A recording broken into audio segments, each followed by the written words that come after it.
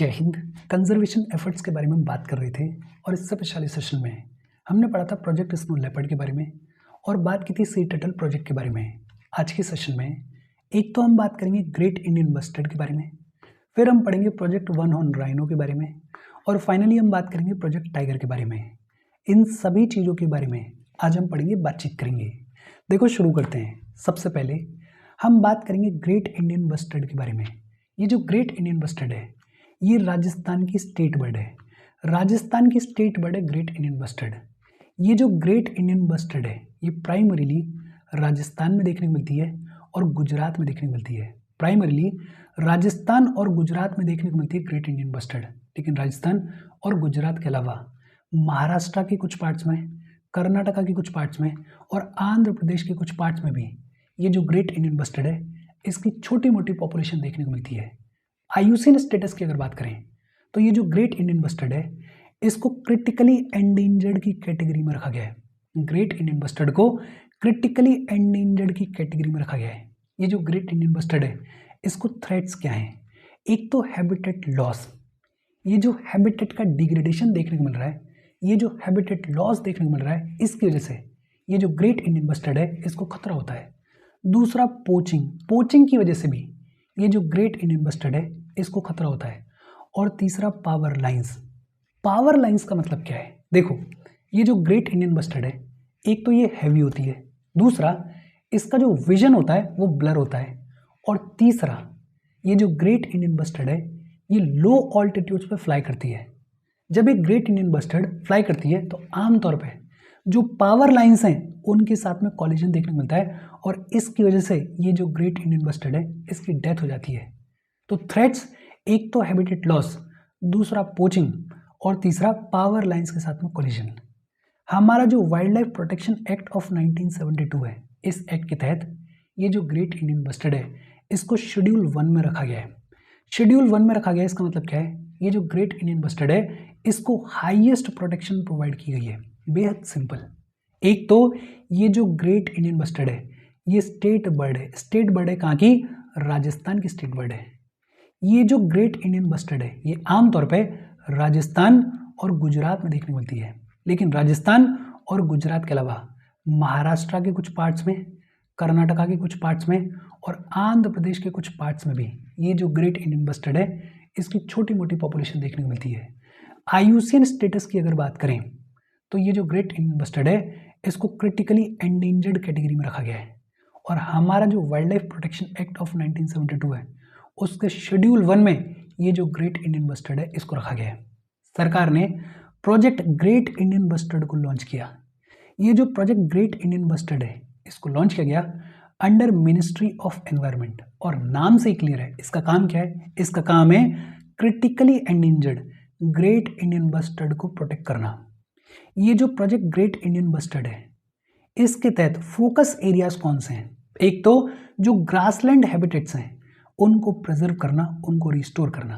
Basically ये जो great Indian bustard के हैबिटेट्स हैं इनको प्रिजर्व करना, इनको प्रोटेक्ट करना, इनको रिस्टोर करना काम है इस प्रोजेक्ट ग्रेट इंडियन बस्टर्ड का। दूसरा ये जो पावर लाइंस के साथ में कॉलिजन देखने को मिलता है इसको रिड्यूस करना और इसको अल्टीमेटली खत्म करना। इसका एक सॉल्यूशन क्या हो सकता है कि ये जो पावर लाइंस हैं इनको अंडरग्राउंड ले किया जाए।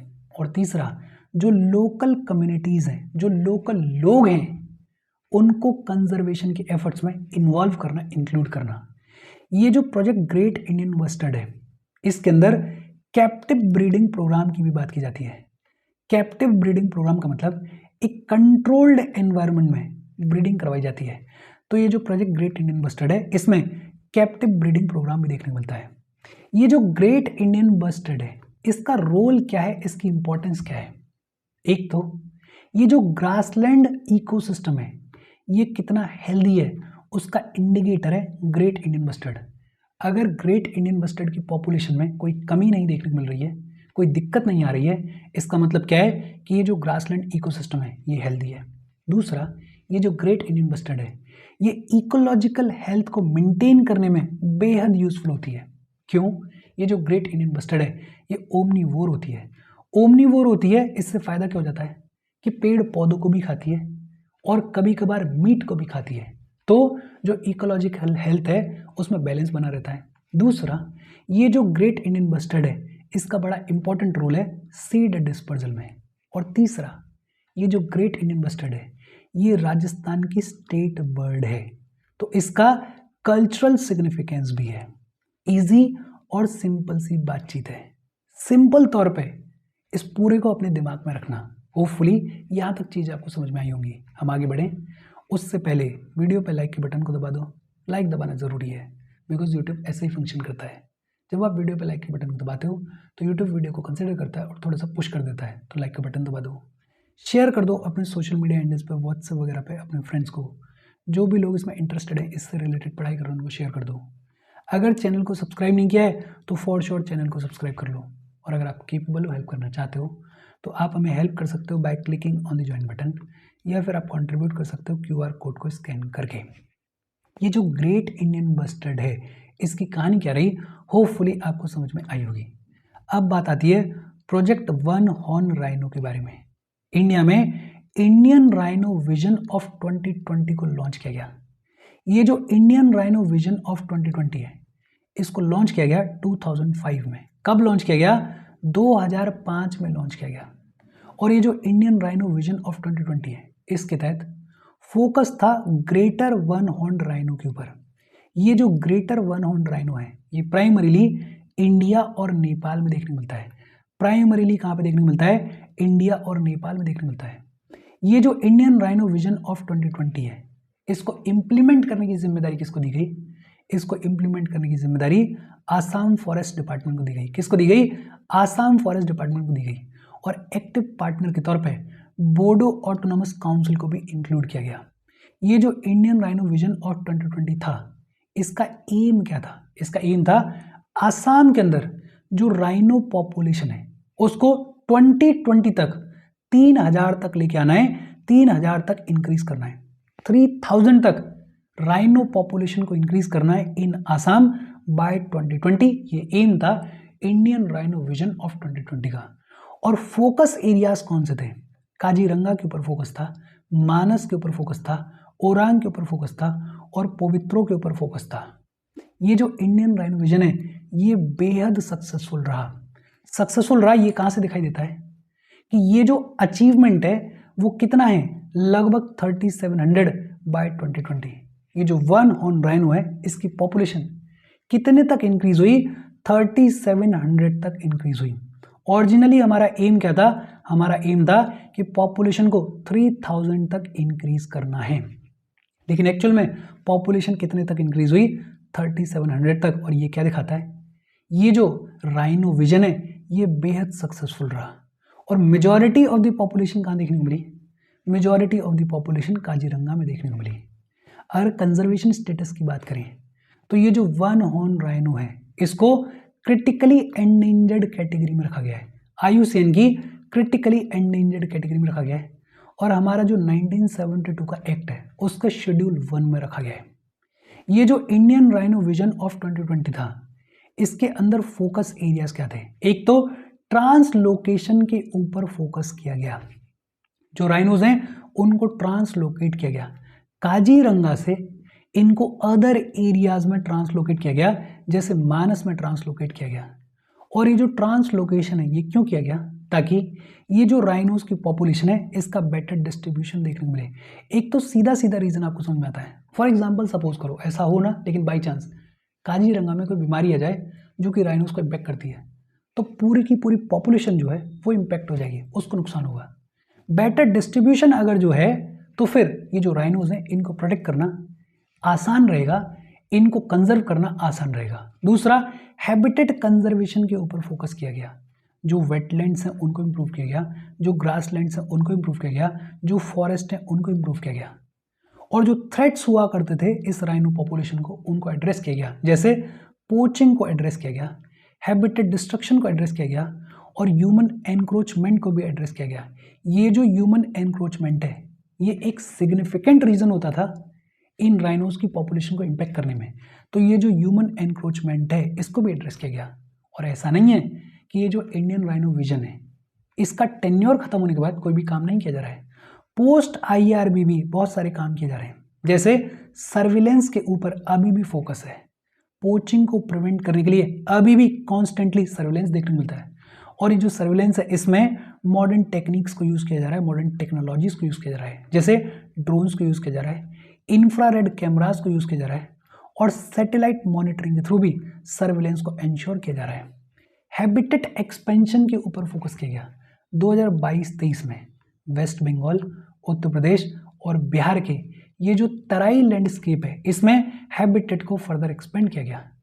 2023 में काजीरंगा सेंसस को कंडक्ट किया गया और ये जो काजीरंगा सेंसस है इसके तहत ये दिखा कि जो राइनोस की पॉपुलेशन है उसमें इंक्रीज देखने को मिल रहा है, जो कि एक अच्छी बात है। और 2024 में नेपाल के साथ में हमने अपना जो कोलैबोरेशन है उसको और इंक्रीज किया, उसको और बेटर किया, ताकि ये जो वन हॉर्न राइनो है इसको बेहतर तरीके से प्रोटेक्ट किया जा सके। इजी और सिंपल सी बातचीत है। होपफुली चीज़ें यहाँ तक आपको समझ में आई होंगी। फिर इसके बाद बात आती है प्रोजेक्ट टाइगर के बारे में। ये जो टाइगर है इसका साइंटिफिक नेम क्या है? इसका साइंटिफिक नेम है tiger Panthera tigress. Tiger Panthera tigress is the scientific name of tiger. IUCN में ये जो टाइगर है इसको एंडेंजर्ड कैटेगरी में रखा गया है। किस कैटेगरी में रखा गया है? एंडेंजर्ड कैटेगरी में रखा गया है। और 1972 के एक्ट के तहत इसको शेड्यूल 1 में रखा गया है। ये जो प्रोजेक्ट टाइगर है इसको लॉन्च किया गया 1973 में। कब लॉन्च किया गया? 1973 में लॉन्च किया गया। ये जो प्रोजेक्ट टाइगर है ये सेंट्रली स्पॉन्सर्ड स्कीम है। किसकी? मिनिस्ट्री ऑफ एनवायरनमेंट की सेंट्रली स्पॉन्सर्ड स्कीम है। इसका मतलब क्या है? बेसिकली जो टाइगर रेंज स्टेट्स हैं उनको टाइगर्स के इन सिटू कंजर्वेशन के लिए प्रोजेक्ट टाइगर के तहत फंडिंग प्रोवाइड की जाती है। इजी और सिंपल सी बातचीत। ये जो प्रोजेक्ट टाइगर है इसको 1973 में लॉन्च किया गया। ये जो प्रोजेक्ट टाइगर है ये सेंट्रली स्पॉन्सर्ड स्कीम है। किसकी? मिनिस्ट्री ऑफ एनवायरनमेंट की। ये जो प्रोजेक्ट टाइगर है इसके तहत टाइगर्स के इन सिटू कंजर्वेशन के लिए जो टाइगर रेंज स्टेट्स हैं उनको फंडिंग प्रोवाइड की जाती है, उनको पैसा प्रोवाइड किया जाता है। और ये जो प्रोजेक्ट टाइगर है इसको एडमिनिस्टर करने की जिम्मेदारी किसकी है? इसको एडमिनिस्टर करने की जिम्मेदारी है नेशनल टाइगर कंजर्वेशन अथॉरिटी की, NTCA की। अच्छा, टाइगर रिजर्व का मतलब क्या होता है? हमारा जो wild life protection act of 1972 है इसके सेक्शन 38V में बताया गया है कि जो टाइगर रिजर्व है उसके अंदर 2 पार्ट्स होने ही चाहिए। कौन कौन से 2 पार्ट्स? एक तो कोर जोन। ये जो कोर जोन होता है इसमें कोई भी ह्यूमन एक्टिविटी अलाउड नहीं होती है। ये जो कोर जोन होता है ये कंजर्वेशन का जोन होता है, ये ब्रीडिंग का जोन होता है। और दूसरा बफर एरिया या पेरीफेरल एरिया। ये जो बफर एरिया होता है, ये जो पेरीफेरल एरिया होता है इसमें लिमिटेड ह्यूमन एक्टिविटी अलाउड होती है और इसमें फोकस किया जाता है सस्टेनेबल डेवलपमेंट के ऊपर। बेसिकली एनिमल्स और ह्यूमंस दोनों मिलकर सर्वाइव कर सकते हैं इस एरिया में। हो क्या रहा है? एक तो कोर जोन है, ये जो कोर जोन है इसमें कोई भी ह्यूमन एक्टिविटी अलाउड नहीं होती है।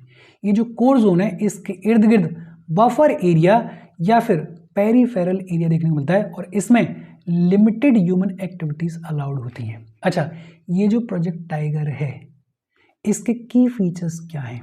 एक तो टाइगर का जो हैबिटेट है उसके डिक्लाइन के लिए कौन से फैक्टर्स रिस्पॉन्सिबल हैं उनको आइडेंटिफाई करना और आइडेंटिफाई करने के बाद उनको मिटिगेट करने के लिए स्टेप्स लेना, हैबिटेट के रिस्टोरेशन के लिए स्टेप्स लेना। दूसरा, जो टाइगर्स की पॉपुलेशन है उसको वायबल लेवल्स पर मेंटेन करना। तीसरा, कॉरिडोर्स बनाना। ये जो टाइगर्स हैं इनके लिए सेफ मूवमेंट को इंश्योर करना between the protected areas. Protected areas के बीच में ये जो टाइगर्स हैं ये सेफली मूव कर सकें उसके लिए कॉरिडोर्स को बनाना, ये भी काम है प्रोजेक्ट टाइगर का। इको फ्रेंडली लैंड यूज के ऊपर फोकस करना, eco friendly land use, corridors को मेंटेन करना, टाइगर्स की पॉपुलेशन को वाइबल लेवल्स पर मेंटेन करना और टाइगर हैबिटेट्स में डिक्लाइन क्यों देखने को मिल रहा है उसके फैक्टर्स को आइडेंटिफाई करना। ये सारा कामकाज किया जाता है प्रोजेक्ट टाइगर के तहत। आज की डेट में हमारे कंट्री में कितने टाइगर रिजर्व देखने को मिलते हैं? 58 टाइगर रिजर्व देखने को मिलते हैं। और लेटेस्ट कौन सा टाइगर रिजर्व बना है? माधव नेशनल पार्क, जो कि मध्य प्रदेश में देखने को मिलता है। अच्छा, ये जो प्रोजेक्ट टाइगर है इसको एडमिनिस्टर करने की जिम्मेदारी किसकी है? इसको एडमिनिस्टर करने की जिम्मेदारी है नेशनल टाइगर कंजर्वेशन अथॉरिटी की, NTCA की। ये जो NTCA है ये एक स्टैट्यूटरी बॉडी है। कैसी बॉडी है? स्टैट्यूटरी बॉडी है, जिसे wild life protection act of 1972 के तहत एस्टेब्लिश किया गया है। एनटीसीए स्टैट्यूटरी बॉडी है जिसे wild life protection act of 1972 के तहत एस्टेब्लिश किया गया है। किसके अंडर में है? मिनिस्ट्री ऑफ एनवायरनमेंट के अंडर में है। ये जो नेशनल टाइगर कंजर्वेशन अथॉरिटी है, इसके चेयरपर्सन कौन होते हैं? इसके चेयरपर्सन होते हैं union minister of environment. Union minister of environment जो है वो इसके चेयरपर्सन होते हैं। और वाइस चेयरपर्सन कौन होते हैं? Minister of state of environment इसके वाइस चेयरपर्सन होते हैं। देखो बहुत सिंपल, एनटीसीए ये एक स्टैट्यूटरी बॉडी है जिसको wild life protection act of 1972 के तहत एस्टेब्लिश किया गया है। किसके अंडर में है? मिनिस्ट्री ऑफ एनवायरनमेंट के अंडर में है। इसके चेयरपर्सन कौन होते हैं? यूनियन मिनिस्टर ऑफ एनवायरनमेंट इसके चेयरपर्सन होते हैं। और इसके वाइस चेयरपर्सन कौन होते हैं? Minister of state of environment इसके वाइस चेयरपर्सन होते हैं। ये जो नेशनल टाइगर कंजर्वेशन अथॉरिटी है, ये इंप्लीमेंट करती है national tiger conservation strategy and action plan को। National tiger conservation strategy and action plan को इंप्लीमेंट करने की जिम्मेदारी किसकी है? एनटीसीए की है। ये जो प्रोजेक्ट टाइगर है इसको एडमिनिस्टर करने की जिम्मेदारी किसकी है? एनटीसीए की है। अच्छा, ये जो टाइगर रिजर्व्स होते हैं इनका एडमिनिस्ट्रेशन जो है वो एनटीसीए के गाइडलाइंस के अकॉर्डिंग किया जाता है। टाइगर रिजर्व्स का जो एडमिनिस्ट्रेशन है वो एनटीसीए के गाइडलाइंस के अकॉर्डिंग किया जाता है। दूसरा, ये जो टाइगर रिजर्व्स होते हैं इनकी बाउंड्रीज में कोई भी चेंज नहीं किया जा सकता सिवाय एनटीसीए के रिकमेंडेशन के और national board for wild life के अप्रूवल के। अगर आपको टाइगर रिजर्व्स की बाउंड्री में कोई भी चेंज करना है, कोई भी ऑल्टरेशन करना है, तो एक तो एनटीसीए की रिकमेंडेशन लगेगी और दूसरा national board for wild life का अप्रूवल लगेगा। कोई भी स्टेट गवर्नमेंट जो है वो टाइगर रिजर्व को डी नोटिफाई नहीं कर सकती सिवाय पब्लिक इंटरेस्ट के। पब्लिक इंटरेस्ट में कर सकती है, लेकिन सिवाय पब्लिक इंटरेस्ट के किसी भी केस में कोई भी स्टेट गवर्नमेंट जो है वो टाइगर रिजर्व को डी नोटिफाई नहीं कर सकती। और अगर पब्लिक इंटरेस्ट में भी डी नोटिफाई करेगी तो अप्रूवल लेना पड़ेगा एनटीसीए का, नेशनल टाइगर कंजर्वेशन अथॉरिटी का, और national board for wild life का। इन दोनों का अप्रूवल लेना पड़ेगा। ये जो एनटीसीए है ये और बहुत सारे काम करती है, लेकिन मेन जो पॉइंट्स हैं वो हमने देख लिए। अच्छा, रीसेंट डेवलपमेंट्स क्या है? रिसेंटली एक tigers outside tiger reserves project को लॉन्च किया गया है। TOTR, tigers outside tiger reserves. अभी रिसेंटली इस प्रोजेक्ट को लॉन्च किया गया है। ये नेशनल लेवल इनिशिएटिव है जिसको मिनिस्ट्री ऑफ एनवायरनमेंट और एनटीसीए ने लॉन्च किया है। Tigers outside tiger reserves project, इसको किसने लॉन्च किया है? मिनिस्ट्री ऑफ एनवायरनमेंट ने और एनटीसीए ने इसको लॉन्च किया है। इसको इंप्लीमेंट किया जाएगा ओवर 2025 टू 2028, 2025 से लेके 2028 के बीच में इसको इंप्लीमेंट किया जाएगा। इसके लिए कोऑर्डिनेटिंग एजेंसी कौन सी है? कोऑर्डिनेटिंग एजेंसी है एनटीसीए। ये जो एनटीसीए है ये स्टेट फॉरेस्ट डिपार्टमेंट्स के साथ में मिलकर काम करेगी और स्टेट फॉरेस्ट डिपार्टमेंट जो है वो इस प्रोजेक्ट को एग्जीक्यूट करेंगे। इसका एम क्या है? देखो नाम से क्लियर है, tigers outside tiger reserve project. Basically इसका एम है to reduce human tiger conflicts in non reserve landscapes. जो नॉन रिजर्व लैंडस्केप्स होते हैं उनमें ह्यूमन टाइगर कॉन्फ्लिक्ट को रिड्यूस करना एम है इस TOTR प्रोजेक्ट का। बेसिकली ये जो टाइगर्स होते हैं इनको बियॉन्ड द रिजर्व बाउंड्रीज किस तरीके से प्रोटेक्ट किया जाए उसके ऊपर काम किया जाएगा इस TOTR प्रोजेक्ट में। ये जो TOTR प्रोजेक्ट है इसमें 80 फॉरेस्ट डिविजन्स को इंक्लूड किया गया है। ये जो 80 फॉरेस्ट डिविजन्स हैं ये 17 टाइगर रेंज स्टेट्स में देखने को मिलती हैं। कौन कौन सी 17 टाइगर रेंज स्टेट्स में देखने को मिलती हैं? एक तो मध्य प्रदेश, दूसरा महाराष्ट्र, तीसरा कर्नाटका, चौथा उत्तराखंड, इसके अलावा आसाम, केरला, तमिलनाडु, वेस्ट बंगाल, अरुणाचल प्रदेश। ऐसी 17 टाइगर रेंज स्टेट्स में 80 फॉरेस्ट डिविजन्स को कवर किया गया है इस tigers outside tiger reserve project में। फोकस क्या है? फोकस है बफर और जो कॉरिडोर एरियाज हैं जो कि टाइगर रिजर्व्स के आसपास देखने को मिलते हैं, वहां पे ये जो टाइगर्स की पॉपुलेशन है इसको किस तरीके से प्रोटेक्ट किया जाए, ये जो ह्यूमन टाइगर कॉन्फ्लिक्ट देखने को मिलता है इसको किस तरीके से रिड्यूस किया जाए और इसके लिए क्या काम किया जा रहा है। एक तो साइंटिफिक मॉनिटरिंग के ऊपर फोकस किया जा रहा है, टेक्नोलॉजी को यूज़ किया जा रहा है, AI based early warning systems को यूज़ किया जा रहा है, कैमरा ट्रैप्स को यूज़ किया जा रहा है, जीपीएस इनेबल्ड पेट्रोलिंग को इम्प्लीमेंट किया जा रहा है और वाइल्ड लाइफ ट्रैकिंग के लिए डेटा एनालिटिक्स के ऊपर भी फोकस किया जा रहा है। तो एक तो ध्यान दिया जा रहा है कि टाइगर रिजर्व्स के बाहर टाइगर्स की पॉपुलेशन की सिचुएशन क्या है, उनका मूवमेंट किस तरीके से देखने को मिलता है, उनको किस तरीके से प्रोटेक्ट किया जा सकता है। दूसरा, कम्युनिटी और यूथ को इन्वॉल्व किया जा रहा है, रैपिड रिस्पॉन्स टीम्स को फॉर्म किया जा रहा है। इन रैपिड रिस्पॉन्स टीम्स में जो लोकल यूथ है उनको ट्रेन किया जा रहा है ताकि अगर आउटसाइड द रिजर्व्स किसी भी टाइगर को कोई भी खतरा हो या कोई भी कॉन्फ्लिक्ट देखने को मिले तो ये जो रैपिड रिस्पॉन्स टीम्स हैं ये एकदम से एक्ट कर सके, इनेक्ट कर सकें। और फिर बाघ मित्रा टाइगर फ्रेंड्स नाम का ये जो कॉन्सेप्ट है इसको लॉन्च किया गया है। इसके तहत जो स्टूडेंट्स हैं, जो यंग लोग हैं, उनको जंगल कैंप्स में लाया जा रहा है, उनको ये जो प्रोग्राम है इसमें एजुकेट किया जा रहा है, उनको ये जो टाइगर्स हैं इनकी जो इंपॉर्टेंस है उसके लिए एजुकेट किया जा रहा है और को एग्जिस्टेंस को प्रमोट किया जा रहा है। ईजी और सिंपल सी बातचीत है।